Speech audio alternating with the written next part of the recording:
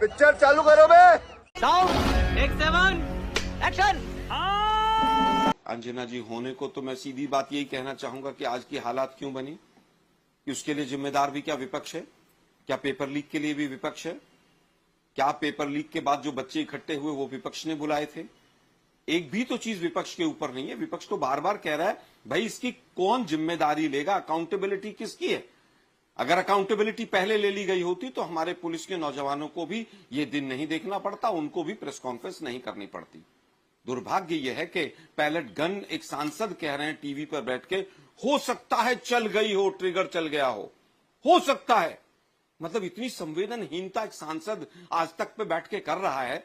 ये तो केवल बैल बुद्धि का प्रभाव हो सकता है, कोई बैल बुद्धि के प्रभाव में ही हो कि रडार में क्या होगा और नाली से गैस निकलेगी, हो सकता है चल गई हो। अरे भाई कौन बताएगा? 12 दिन हो गए, 13 दिन, आज गृह मंत्रालय आज तक एक प्रेस कॉन्फ्रेंस नहीं कर पाया। 56 इंच का सीना, विश्व गुरु और पता नहीं क्या क्या चाणक्य और क्या क्या था। संसद में एक दिन नहीं आ रहे हैं, हो सकता है चल गई हो। अबे आप चाहते हैं संसद चले, संसद में प्रोडक्टिव काम हो तो आपको आकर संसद में बैठना तो पड़ेगा। बिहार में पहले कहा AK-47 नहीं चली, फिर वो सस्पेंड कर दिया इन्होंने। आज तक की रिपोर्ट आई पूरी तरह से, पेपर लीक के ऊपर भी 2014 की भी और एम्स के ऊपर भी आज तक ने स्टोरी की है इंडिया टुडे ग्रुप ने, उसके बावजूद नहीं है। झूठे लोग हैं ये। ऑपरेशन सिंदूर में संसद में खड़े होकर डिफेंस मिनिस्टर ने कहा कि कोई नहीं मरा है, एक भी हमारा जवान शहीद नहीं हुआ, हाथों को बड़े बड़े हाथ फैलाकर। उसके बाद जब रिपोर्ट आई तो 6 जवान शहीद हुए थे हमारे।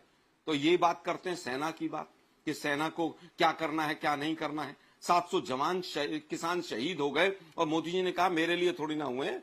इनके एक सांसद ने कहा कि मेरे लिए थोड़े ना हुए हैं, यहां पर आकर बैठ गए थे। तो मुझे लगता है कि बीजेपी कम से कम संवेदनहीनता, संवेदनशीलता इन चीजों की बात ना करे। संसद अगले हफ्ते कैसे चले, क्या क्या मुद्दे रहेंगे, उसके ऊपर चर्चा करे, फ्लोर मैनेजमेंट करे, किन किन लोगों से बात करना है।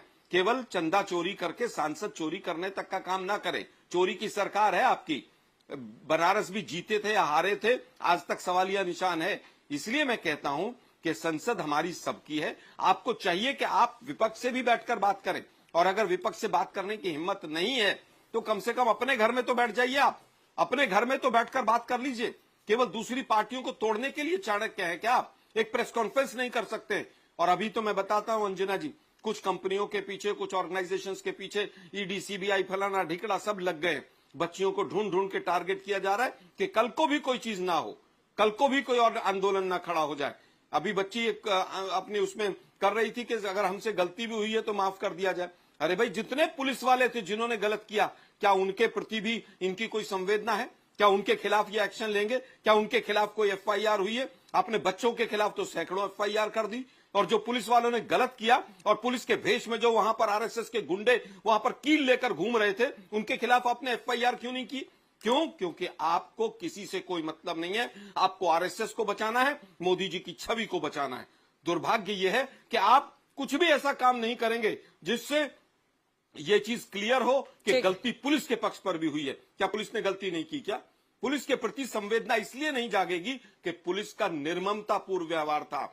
हो सकता है गृह मंत्रालय से आदेश हो कि आप आंसू गैस के गोले छोड़िए, लाठीचार्ज कीजिए, लेकिन किस एक्सटेंट तक कीजिए ये तो पुलिस वालों को भी सोचना होगा ना। छोटी छोटी बच्चियों को इसके बाद आ रही है सुधांशु जी, आ रही है सुधांशु जी। एक बार रोहित जी और आशुतोष जी बोल रहे हैं। रोहित जी जल्दी से कमेंट उनकी बात पर। वो कह रहे हैं कि पुलिस वालों के लिए नहीं आएगी इस तरह की संवेदनाएं, क्योंकि उधर से निर्मम व्यवहार हुआ है छात्रों के साथ।